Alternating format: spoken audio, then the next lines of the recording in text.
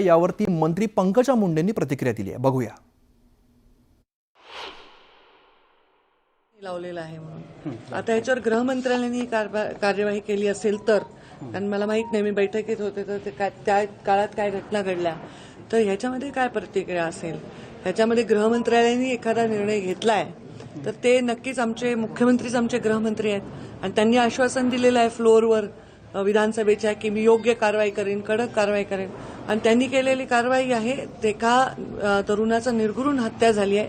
त्यामुळे कारवाई जर त्यांनी केलेली असेल आणि ती कोणावर केली, तुम्ही नाव घेताय त्यांचं कारवाई वेगळी आहे आणि ज्यांनी हत्या केली आहे त्यांची कारवाई वेगळी आहे.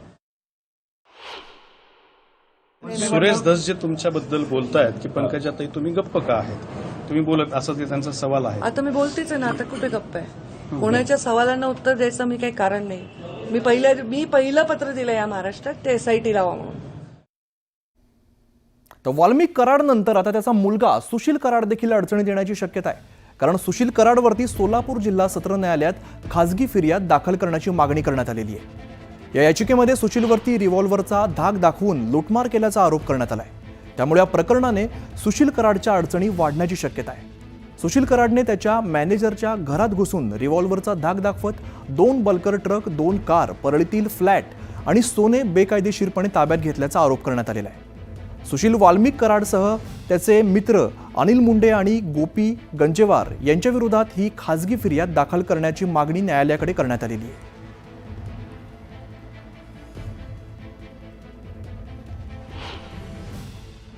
सदर तक्रारी अर्ज केला होता सुशील कराड व त्यांच्या 2 साथीदारांविरुद्ध. SP बीड यांनी तो तक्रारी अर्ज देखील घेतला नाही.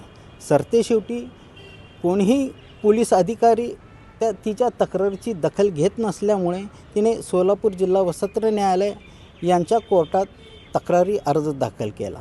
त्या तक्रारी अर्जावर न्यायालयाने आरोपींचे म्हणणे मागून घेतले.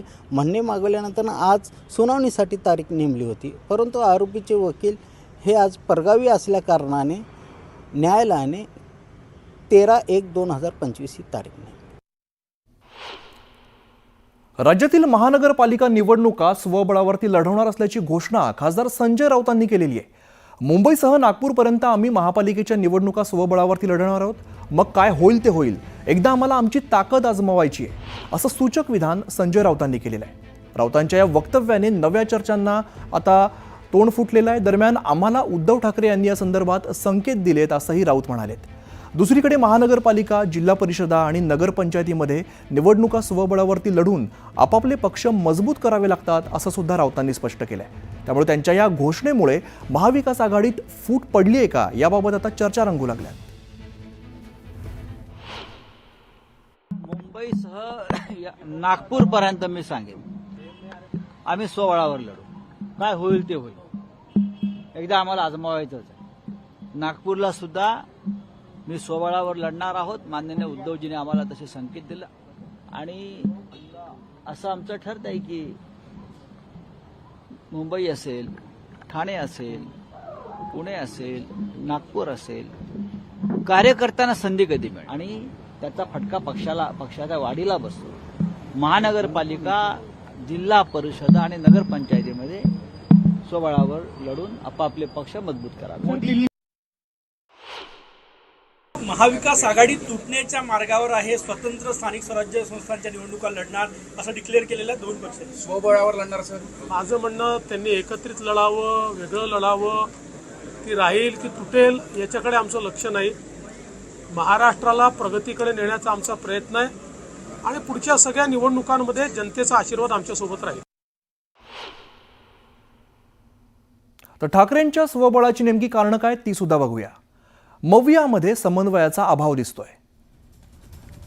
लोकसभेत जागा वाटपाच्या वेळेला सांगली आणि कोल्हापूरच्या जागेवरून वाद झालेला होता. विधानसभा निवडणुकीत सुद्धा जागा वाटपाच्या वेळेला मवियामध्ये चांगलाच गोंधळ बघायला मिळाला. विधानसभेत विदर्भ, कोल्हापूर, मुंबईतील जागांवरून वाद निर्माण झाला. संयुक्त पत्रकार परिषदेत राऊत आणि पटोलेंची शाब्दिक चकमक सुद्धा झाली. शरद पवारांकडून मवियाच्या समन्वयावरती नाराजी व्यक्त करण्यात आली. गेल्या काही दिवसांपासून भाजप आणि ठाकरेंची वाढणारी जवळीक हे सुद्धा कारण आहे.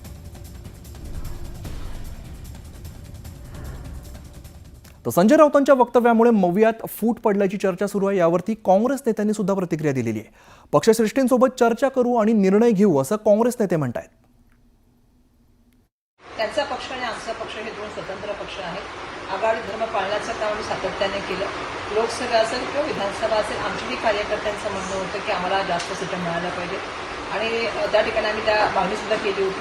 पण ज्यावेळेला आघाडी धर्मामध्ये आम्ही काम केलं त्यावेळी आम्ही आघाडी धर्मामध्ये पूर्ण प्रामाणिकपणे आणि हिंमत करून काम केलेलं आहे. मला वाटतं संजय राऊत आणि त्यांच्या पक्षाबद्दल भूमिका मांडली, तशीच भूमिका आमच्या कार्यकर्त्यांची पण आहे. आम्ही आमची भूमिका आमच्या पक्ष श्रेष्ठींशी चर्चा करू आणि पक्षश्रेष्ठी जो निर्णय घेतील तो आम्हाला मान्य असेल, त्यानंतर आम्ही आमची भूमिका घेऊ. आम्ही आमच्या पक्षश्रेष्ठींच्या जवळ आम्ही चर्चा करू आता पुढं काय करायचं ते, पण त्यावर काय एकदम उत्तर दिलं पाहिजे किंवा टिप्पणी केली पाहिजे मला वाटत. उद्धव ठाकरेंची शिवसेना आणि भाजपाच्या युतीची पुन्हा एकदा जोरदार चर्चा सुरू झालेली आहे. यावरती आता संजय राऊतांनी भाष्य केलेलं आहे. कोण कुठे जाणार आणि येणार हे आमचे मित्र देवेंद्र फडणवीस ठरवू शकत नाहीत. तसंच राजकारणात काहीही असंभव नसतं असं सूचक विधान सुद्धा त्यांनी केलेलं आहे. दरम्यान प्रत्येकाचा एक पक्ष असतो, त्या पक्षाचा एक आदर्श असतो असं महत्त्वाचं विधान देखील त्यांनी केलेलं आहे. तसंच देवेंद्र फडणवीस आमचे शत्रू नाहीत. देवेंद्र फडणवीस महाराष्ट्राच्या राजकारणात नव्हते तेव्हापासून आमची आणि भाजपाची युती आहे. 25 वर्ष आम्ही एकत्र होतो असं सुद्धा राऊत म्हणालेले आहेत. दरम्यान पक्षफुटीच्या मुद्द्यावरून सुद्धा राऊतांनी टीका केली आहे. व्यक्तिगत शत्रुत्वाची परंपरा ही भाजपापासून सुरू झाली. यावेळेला त्यांनी फडणवीसांना टोला लगावलेला आहे. फडणवीसांकडून अपेक्षा होती पण त्यांनी काहींनी घेरलं असा टोला सुद्धा राऊत यांनी केलेला आहे. महाराष्ट्राच्या राजकारणात एक संस्कृती राहिली आहे आणि ती संस्कृती आम्ही पाळली आहे असं सुद्धा राऊत म्हणाले. कौन कहाँ जाएगा, कौन कहाँ आएगा, ये हमारे मित्र देवेंद्र जी नहीं तय करेंगे. अपने अपनी पार्टी की एक भूमिका होती है, एक आइडियोलॉजी होती है. आपने हमारी पार्टी को जिस तरह से तोड़ा है, ये कौन सा आइडियोलॉजी में बैठता है भाई. जरूर कि महाराष्ट्र में एक परंपरा रही है कि हम किसी से व्यक्तिगत दुश्मनी नहीं करते राजनीति. क्या एजेंसीज का मिसयूज करके किसी को जेल में डालो, किसी के फैमिली को तकलीफ दो, ये शुरुआत जब से भारतीय जनता पार्टी सत्ता में आई है तब से हुई है. उद्धव ठाकरे हे मित्र होते, आता राज ठाकरे मित्र आहे. यावर आज शिवसेनेची एक अधिकृत भूमिका आली की देवेंद्र फडणवीस नाही ठरवणार कोण कुठे जाणार भविष्यामध्ये. त्यांनी आमचा पक्ष तोडलाय, ही कुठली आयडिया होती? त्यांचं मत त्यांनी व्यक्त केलं, मी माझं मत व्यक्त केलं. त्याच्यावर मी काय बांधील थोडी आहे की त्यांच्या याच्यावर मत व्यक्त करायला. ते रिकामटेकडे आहेत, रोज बोलतात. मी काय रिकामटेकडा थोडी आहे. आणि या बातमीनंतर मुलुक महाराष्ट्रामध्ये एक छोटासा ब्रेक घेतो आणि लगेचच परत येतो. पाहत राहा न्यूज 18 लोकमत.